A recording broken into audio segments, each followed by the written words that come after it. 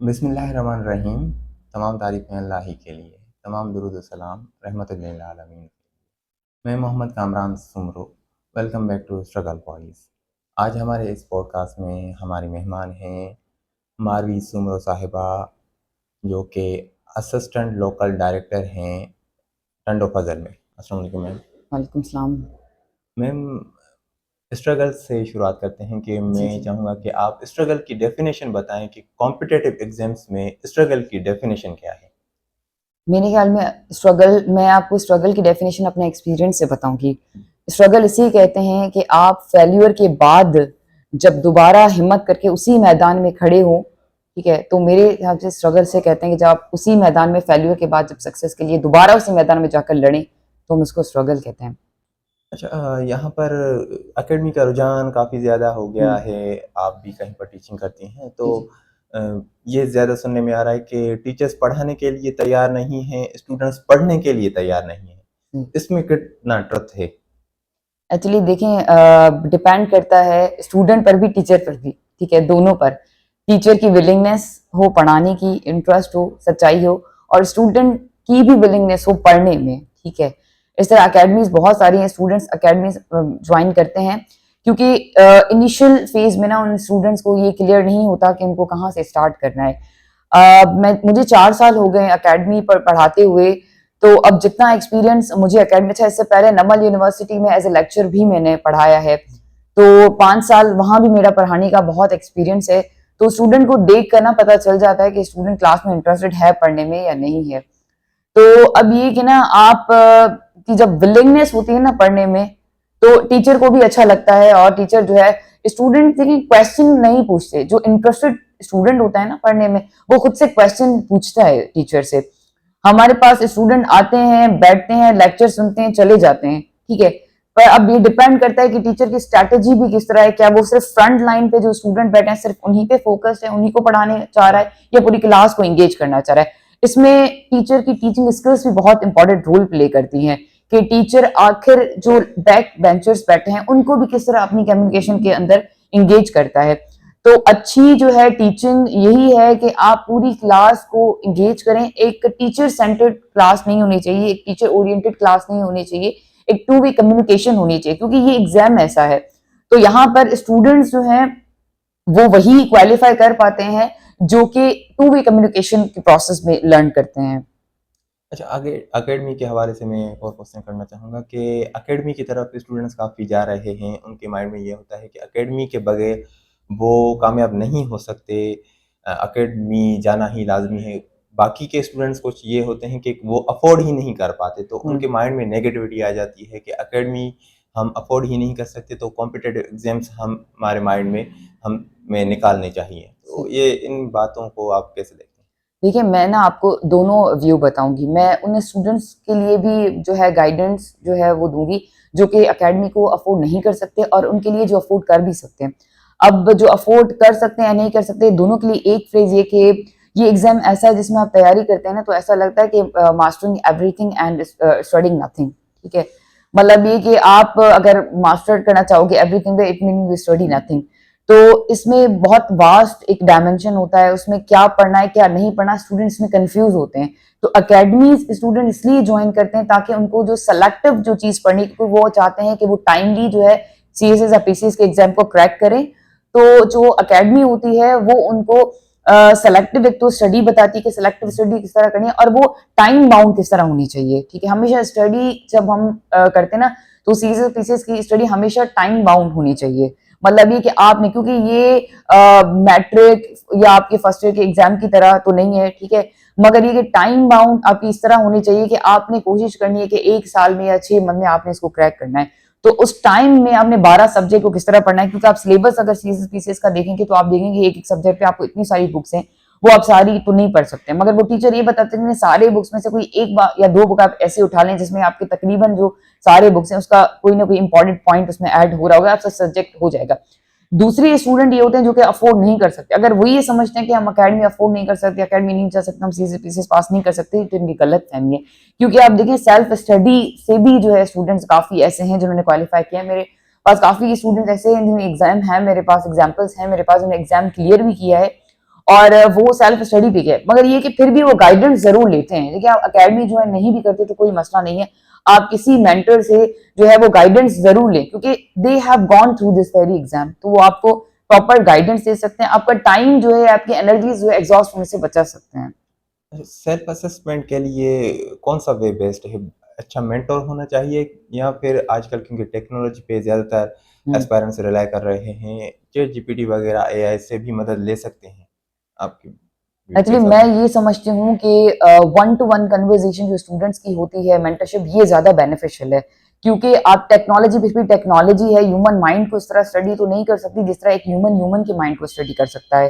तो जब टीचर जो है वो आमने सामने बैठ के असेसमेंट कर रहा होता है, तो मेरे ख्याल में तो वो उसकी कॉग्निटिव लर्निंग को ज़्यादा एनहांस कर सकता है।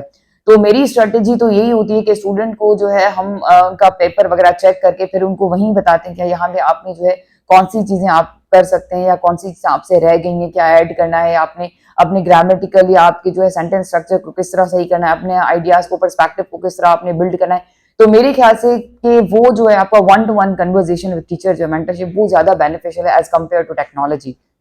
अच्छा, आप एस्पायरेंट्स को कौन से टिप्स देना चाहेंगी कि वो जब डिस्करेज होते हैं सोसाइटी की तरफ से या अदर सिचुएशंस की तरफ से, तो उनके लिए क्या एडवाइस है आप?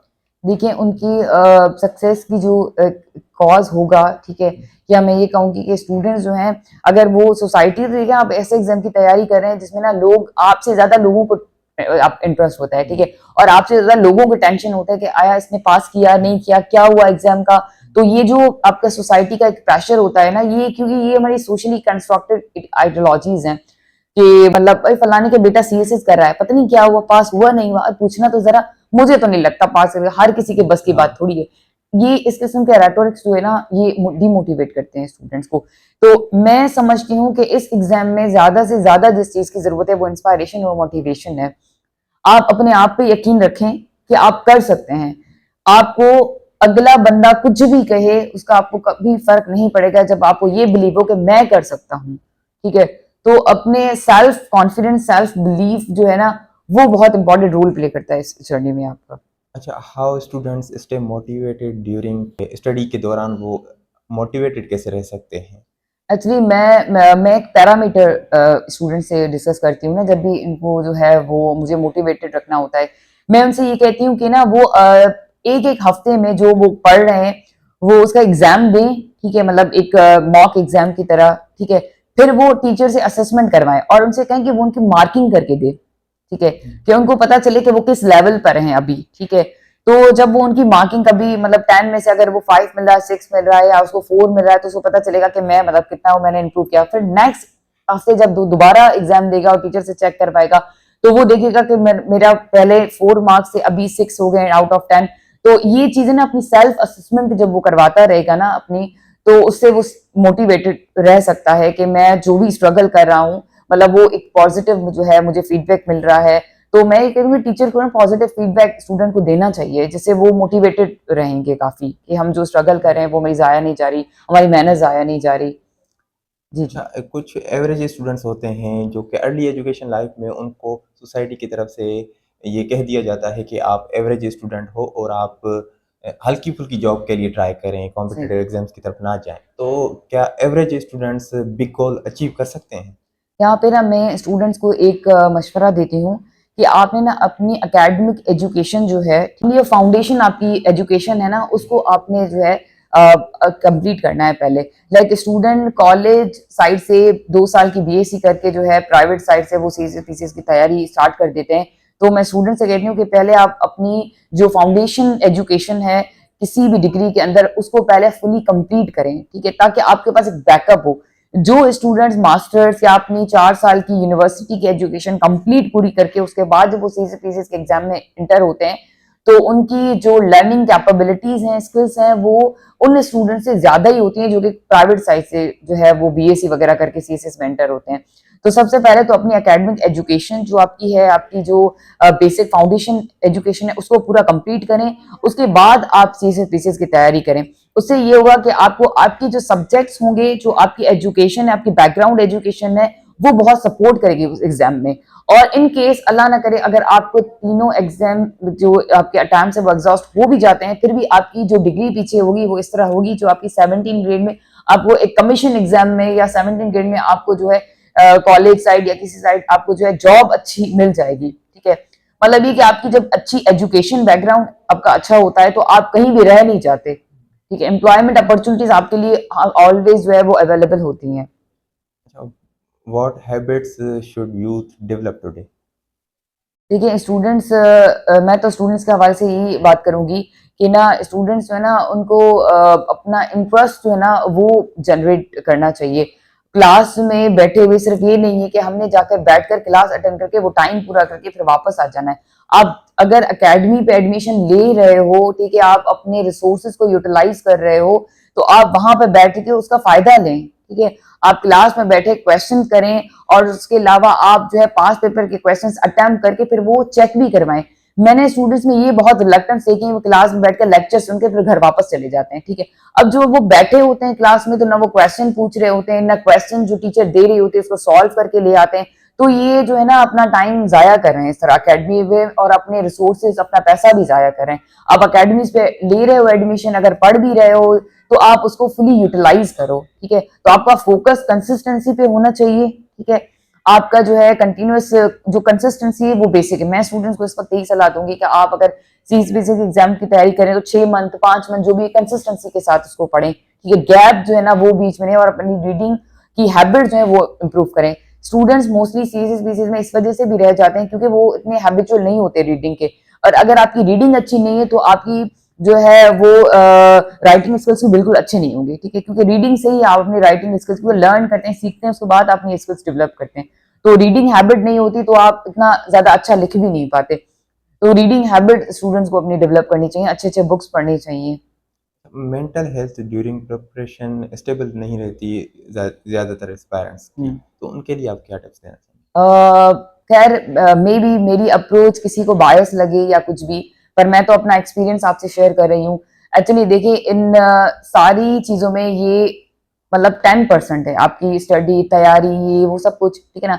90% जिस चीज पे मैं बिलीव करती थी वो है अल्लाह पे यकीन। ठीक है, और इस सिचुएशन के अंदर हमारे पास तो जो है कुरान शरीफ में सूरत को बेस्ट एग्जांपल, जब भी डिमोटिवेटेड हो आप ये सूरत उठा के पढ़ लो। अल्लाह ताला ने इतने खूबसूरत अल्फाज कहे हैं कि अनकरीब तुम्हारा रब तुम्हें इतना देगा कि तुम राजी हो जाओगे। अब वो देखें, वो जो खालिक है कायनात का, वो आपसे एक कमिटमेंट कर रहा है कि तुम अपनी जगह पर मेहनत करते रहो, अनकरीब तुम्हारा रब तुम्हें इतना देगा तुम राजी हो जाओगे। जब वो कह रहा है तो आपने इस चीज पे यकीन रखना है, और ये चीज जो है ना आपको मेंटल डिस्ट्रेस से बचा सकती है। नमाज आप देखें, नमाज का अल्लाह ताला ने टाइमिंग इस तरह रखी है कि आप कंटिन्यूअसली वर्क करेंगे और बीच में जो आपके गैप्स आते हैं ना ये मेंटली रिलैक्स करते हैं आपको। तो अच्छा ये एक आपकी रिसर्च भी है, ठीक है, कि आप वर्किंग आवर्स के अंदर जो आप 5 वक्त की नमाज होती है ना ये आपको रिलैक्सेशन प्रोवाइड करती है। आपका कनेक्शन खुदा से होता है, और आप मतलब पढ़ाई करते करते जब वो 5 वक्त आप नमाज के लिए उठते हैं तो वो अगेन वो फिर आप खुदा के पास जाते हैं तो अगेन वो आपको कहता है कि मैं हूं, ठीक है, I am there for you. ठीक है, तो मैं ये बिलीव करती हूँ कि इस सिचुएशन के अंदर जो आपको इस डिस्ट्रेस से बाहर निकाल सकता है, ठीक है, वो अल्लाह पर यकीन है, और ये आपकी जो रिलीजियस रिचुअल्स हैं वो हैं।